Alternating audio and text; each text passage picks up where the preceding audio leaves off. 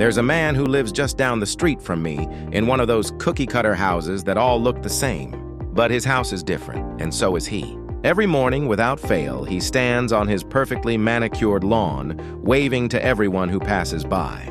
He doesn't just wave, though. He has this smile. It's wide, stretched, and completely unwavering, as if it were painted on his face. It's a smile that doesn't quite reach his eyes, and it sends a strange, unsettling chill down my spine every time I see it. I've started calling him the Smiling Man, and I know I'm not the only one who finds him peculiar.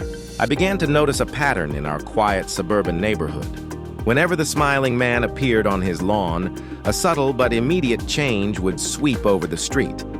The friendly morning greetings would cease. People out for a jog would suddenly pick up their pace, their eyes fixed firmly ahead. Neighbors who were getting their mail would snatch it from the box and hurry back inside, a quick, almost fearful glance thrown over their shoulder. It was as if his relentless cheerfulness was a warning signal, an invisible barrier that everyone else was desperate to avoid. My own curiosity, however, started to grow. Then the deliveries began. At first, it was just one large, oddly shaped box.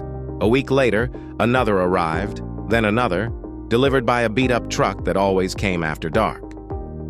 I managed to get a glimpse of one being unloaded. It was the stiff, lifeless arm of an old-fashioned mannequin. One evening, my curiosity finally got the better of me. The lights in his house were on, casting a warm, inviting glow, but it felt like a facade. I crept across my lawn, my heart pounding in my chest, and made my way to the side of his house. I found a gap in the curtains of his dining room window and peered inside. The sight that greeted me was stranger than anything I could have imagined. He had arranged at least a dozen vintage mannequins around a large, formal dinner table. They were dressed in outdated clothing, their plastic bodies positioned as if they were guests at a party, frozen in mid-conversation. The Smiling Man himself was meticulously adjusting a bow tie on one of them, his movements filled with a gentle, focused care that was both touching and deeply disturbing. I stayed there, hidden in the shadows, watching this silent, bizarre dinner party unfold. He moved from one mannequin to the next, pouring wine into their glasses, offering them plates of food that would never be eaten. I leaned in closer, straining to hear, and that's when I heard his voice.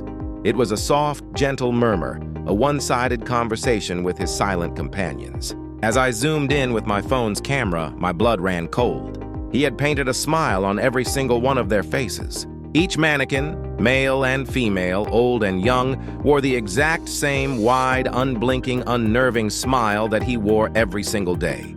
He wasn't just arranging them, he was talking to them, sharing his day with a family of his own creation, a family that mirrored his own unsettling joy.